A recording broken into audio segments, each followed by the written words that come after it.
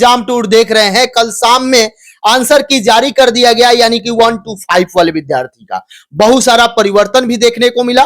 कई सारे ऐसे विद्यार्थी हैं जिनका 2-4 अंक बढ़ भी गया, कई सारे ऐसे विद्यार्थी हैं जिनका 2-4 अंक कम भी हो गया। कई सारे संस्थान से मिलाने के बावजूद उनका 2-4-5 अंक कम हुआ है। आखिरकार अब क्या परिवर्तन हो सकता है, कहां ज्यादा कंपटीशन है, कहां कम कंपटीशन है, किस कैटेगरी को ज्यादा बेनिफिट देखने को मिल रहा है। क्योंकि आप देखिएगा ईबीसी और एससी का जो मामला है उसमें किनको लाभ मिलेगा, सब कुछ जानेंगे। मेरे साथ नवीन सर है। कब तक रिजल्ट आ सकता है, 6 to 8 का कब तक आंसर किया आएगा, सब कुछ कट ऑफ में क्या परिवर्तन देखने को मिलेगा, विद्यार्थी ये बहुत जानना चाह रहे हैं। और खासकर बता दें नवीन सर से कि नवीन सर का एक इंटरव्यू किया जाए। सर आपका स्वागत है एग्जाम टूर। बहुत बहुत धन्यवाद। सर क्या क्या परिवर्तन देखने को मिला, चूंकि बच्चे आते हैं, आप लोग तुरंत क्लास विद्यार्थी एग्जाम देकर निकले आंसर की बताने लगते हैं, विद्यार्थी मिला भी लेते हैं। कई सारे लोग अस्वस्थ हो जाते हैं कि मेरा रिजल्ट इस बार पक्का है, लेकिन जब ऑफिशियल आंसर की आता है तो उसमें 4-5 इधर उधर वेरी करता है। ये तो स्वाभाविक है, क्योंकि जितने भी कोचिंग संस्थान अपने हिसाब से जैसे रिजल्ट बनाते हैं तो सब जगह 2 मार्क्स 4 मार्क्स का फ्लक्चुएशन देखा गया है और ये संभव भी रहता है, क्योंकि जो भी रिजल्ट दिया जाता है वो जैसे ही एग्जाम समाप्त होती है तुरंत उसका डिस्कशन कराया जाता है। तो चूंकि हड़बड़ाहट में डिस्कशन होता है तो 2-4 मार्क्स माइनस जाना बहुत बड़ी बात नहीं है, लेकिन एक्चुअल तब पता चलता है जब एक्चुअल आंसर की आता है। और एक्चुअल आंसर की में भी कंफ्यूजन इसलिए बना हुआ रहता है कि आयोग के तरफ से जो आंसर की जारी किया गया है, फिर आपको दावा आपत्ति का समय दिया जाता है, क्योंकि कंफ्यूजन वहां पर भी होता है। अभी आप देखिए कि लैंग्वेज में, हिंदी में खास करके लगभग 2 क्वेश्चन में लगता है कि कंफ्यूजन वाली स्थिति बनी हुई है, और लगभग 3 से 4 क्वेश्चन लगभग जीएस सेक्शन में है जहां के स्टूडेंट को डाउट है कि ये नहीं होना चाहिए, ये होना चाहिए। और एक क्वेश्चन संभवतः रीजनिंग में भी है। तो 4-5 क्वेश्चन का आपका वेरिएशन हो गया बोर्ड के अकॉर्डिंग और आपके अकॉर्डिंग, आप ये समझ रहे हैं और बोर्ड के अनुसार ये है। तो पहले तो हम यही कहना चाहते हैं कि जो भी प्रश्न में आपको दिक्कत लगता है उसका दावा आपत्ति जरूर होना चाहिए। आप उचित सोर्स से दावा आपत्ति करें। अगर आप दावा आपत्ति नहीं करेंगे, छोड़ देंगे, अगर आप ही तरह सोच वाले अन्य कैंडिडेट भी मिल जाते हैं तो हो सकता है कि आपको परेशानी हो जाए, क्योंकि एक मार्क्स पर बहुत ज्यादा वेरिएशन संभव है। 1,60,000 टोटल एप्लीकेंट इसमें थे और बीपीएससी के डाटा के अकॉर्डिंग 1,16,000 स्टूडेंट इसमें अपीयर हुए थे। उसमें लगभग 12-13,000 कैंडिडेट उर्दू वाले थे, और एक्चुअल सामान्य 1 to 5 वर्ग में अगर देखा जाए तो लगभग 1,04,000 स्टूडेंट अपीयर हुए थे और 21,700 के करीब सीटें थी। ओवरऑल 28,000 प्लस सीट थी, लेकिन सामान्य 1 to 5 का सीट आपका 21,700 के करीब था, जिसमें कि उर्दू का सीट लगभग 6100 के करीब था उसमें। तो ओवरऑल इस अनुसार अभी आप देखेंगे कि जब आंसर की जारी किया गया, सारे कैंडिडेट मिलाए तो 2 से 4 मार्क्स, 5 मार्क्स, 6 मार्क्स तक स्टूडेंट का मार्क्स घटा है। तो दावा आपत्ति करने के बाद में भी कि एक्चुअल में घटा हो, में भी कि 1-2 नंबर आपका बढ़ भी जाए अगर दावा आपत्ति करें, लेकिन मैक्सिमम स्टूडेंट का कुछ न कुछ मार्क्स घटा है।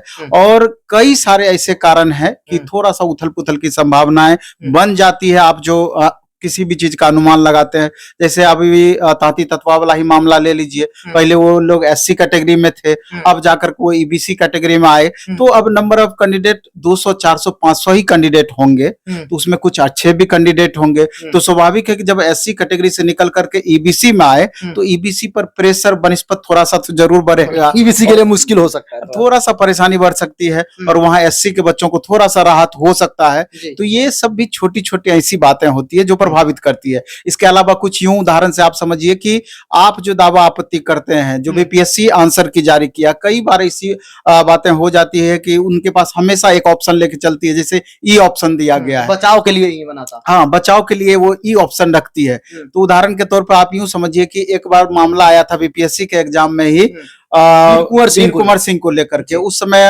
आरा का, चूंकि वो मूल निवासी हैं, तो जब युद्ध लड़े तो उसमें आरा से रिलेटेड क्वेश्चंस उसमें पूछा गया था, लेकिन बीपीएससी के द्वारा ये दिया गया कि नहीं, वो फिजिकली पटना में उपस्थित थे। मतलब वो प्रूफ कर दिए कि हम अपने अकॉर्डिंग आंसर चेंज कर सकते हैं, ई ऑप्शन को वो सही किए। तो बीपीएससी के पास ऑप्शन इस तरह का रहता है, तो 1 मार्क्स का वेरिएशन यहाँ से संभव है।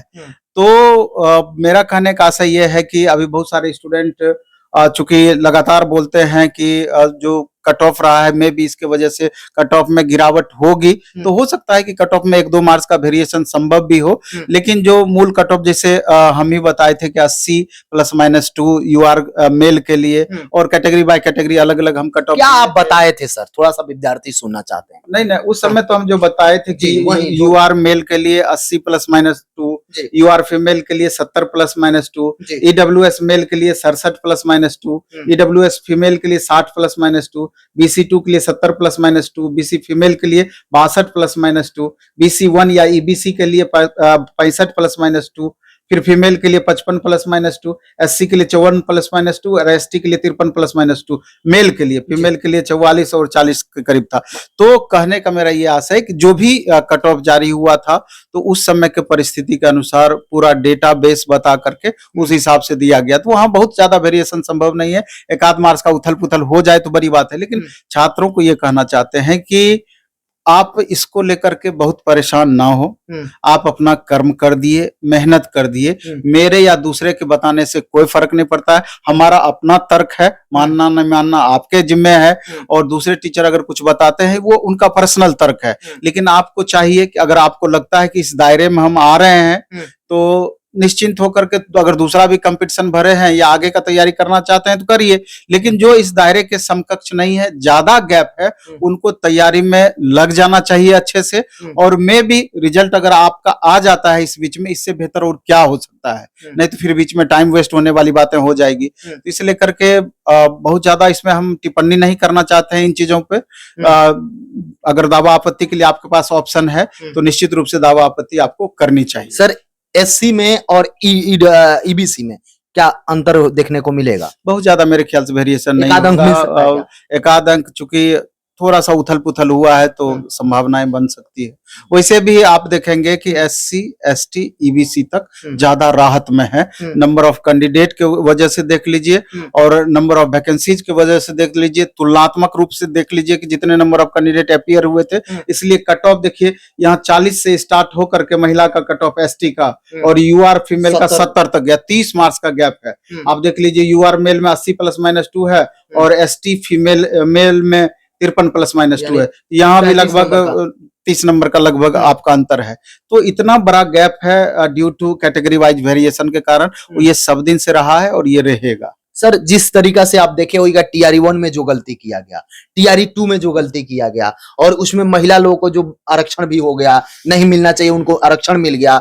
जैसे आप देखिएगा, बिहार के निवासी की बात करिएगा तो कई सारे लोग यहाँ के निवासी भी बनवा लिए, कई सारे लोगों का जांच पड़ताल नहीं हुआ, जिसके कारण अब बाहर निकल रहे हैं। कंप्यूटर शिक्षक का ही मामला देख लीजिए, कोर्ट भी संज्ञान लिया। इतना सारा संज्ञान के बावजूद क्या सरकार इस बार संज्ञान ले लेगी? आयोग इस बार संज्ञान लेगी? जैसे इसी चीज को लेकर के इतना बड़ा प्रोटेस्ट हुआ और सरकार तक बातें गई, नेशनल मीडिया में भी ये बातें चली, तो हम तो कम से कम अगर वेरिफिकेशन प्रोसेस में बदलाव हो जाती है, और 1 कैंडिडेट 1 रिजल्ट का मुद्दा अगर प्रभावी रूप से सरकार तक पहुंची है, अगर उसको मान लिया जाता, तो आप यूं समझिए कि मैक्सिमम स्टूडेंट का भला इसमें हो पाता, क्योंकि हजारों अभ्यर्थियों को इसके कारण से उथल पुथल होना है। अब आप पहले फाइनल वेरिफिकेशन कर लीजिए, इसमें कोई आपत्ति भी नहीं होनी चाहिए। आप बाद में फाइनल वेरिफिकेशन करने का क्या मतलब है? अगर सिर्फ ऐसा भी हो जाता है तो हजारों बच्चों का इसमें भला हो पाएगा, क्योंकि बाद में जो सीटें वैकेंट होती है यूं ही चला जाता है, वो अगली वैकेंसी में जाके ऐड हो जाती है। तो ये दोनों ऐसे मुद्दे हैं जिस पर गहनता पूर्वक सरकार को विचार करना ही चाहिए। अब क्या होता है नहीं होता है, ये तो आने वाले दिन में पता चलेगा। सर, क्या जो आप बता रहे हैं, जिस तरीका से बहुत सारे विद्यार्थी अभी भी इस पर कुछ ना कुछ अपना अपना विचार भी कमेंट करेंगे। टीआरई 4 का भी इधर सुगमुगाहट तेज हो गया है कि नवंबर तक में वैकेंसी दे देना है, जनवरी तक में सब कुछ कर देना है। क्या उम्मीद लग रहा है टीआरई 4 को लेकर? नहीं, उम्मीद तो पूरी तरीके से है ही। अब है कि जैसे 1,60,000 वैकेंसी की बातें कही जाती है, तो दुविधा इस बात को लेकर के है कि 1,60,000 वैकेंसी में 26,000 वैकेंसी बताई जाती है कि कंप्यूटर टीचर का 24 या 26,000, फिर उसके बाद बताई जाती है कि इसमें हेड टीचर, हेड मास्टर वगैरह की वैकेंसी भी रहेगी। तो प्रॉपर वे में 1 to 5, 6 to 8, 9, 10th का एक्चुअल वैकेंसी कितनी रहती है, 11, 12th का एक्चुअल वैकेंसी कितनी रहती है, या तो आने वाले दिनों में पता चलेगा। लेकिन वैकेंसी ठीक ठाक टीआरई 4 में रहेगी। हाँ, लेकिन यही एक नोटिफिकेशन नवंबर दिसंबर के पहले अब संभावनाएं दिखती नहीं है। रिजल्ट समय से आ जाएगा सर? रिजल्ट तो सितंबर लास्ट तक अब दावे किए जा रहे हैं, रोज तो डेट ही बढ़ रहा है, इसलिए करके मैं भी चूंकि समय अभी है, सितंबर लास्ट तक रिजल्ट दे भी सकती है आयोग। जो भी एग्जाम टूर पर नए हैं, चैनल को सब्सक्राइब कर लेंगे, और कोई मन में प्रश्न होगा तो कमेंट सेक्शन में जरूर कमेंट कीजिएगा। Sir, one candidate one result और वेरिफिकेशन से कितना संख्या पर प्रभाव पड़ सकता है? और एक सबसे बड़ा आम सवाल है, टीआरई 1 में भी टोटल रिजल्ट नहीं दिया गया, टीआरई 2 में भी टोटल सीट का रिजल्ट नहीं दिया गया, क्या टीआरई 3 में उम्मीद किया जाए कि 87,774 पद पर रिजल्ट दिया जाए? कैसे उम्मीद करेंगे जब टीआरई 1 में रिजल्ट नहीं दिया गया पूरा का पूरा, टीआरई 2 में नहीं दिया गया, टीआरई 3 में आप कैसे उम्मीद करते हैं?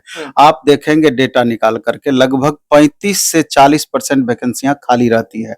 यूं देखिए कि 1.5 लाख वैकेंसी टीआरई 1 में थी, 95,000 स्टूडेंट का फाइनल हुआ। 1,20,000 वैकेंसी टीआरई 2 में था, 45,000 वैकेंसी खाली रह गया। आप जोड़ लीजिए कितनी वैकेंसी, वही स्थिति तो टीआरई 3 में कितना उम्मीद किया? उम्मीद तो हमेशा किया जाता है कि कुछ न कुछ सरकार बदलाव करेगी और मैक्सिमम स्टूडेंट का एडजस्टमेंट होना चाहिए। आप जब वैकेंसी निकालते हैं तो पूरी सीट भरने के लिए वैकेंसी निकालते हैं, यूं ही वैकेंसी निकाल देते हैं कि हमको आधा सीट इसमें बचा करके आगे प्रोसीड कर देना है। तो ये तो निश्चित रूप से कहीं ना कहीं स्टूडेंट इस मामले को लेकर हमेशा से ठगे जा रहे हैं लगातार, और इस बार भी बहुत ज्यादा बदलाव की उम्मीद नहीं दिख रही है। बच्चे लगातार प्रोटेस्ट करते हैं, आवाज उठाते हैं, लाठी खाते हैं, लेकिन सरकार अपने पॉलिटिकल इश्यूज के कारण लगातार इस सिस्टम को प्रभावित करते आ रही है। बहुत बहुत धन्यवाद सर। धन्यवाद आपका।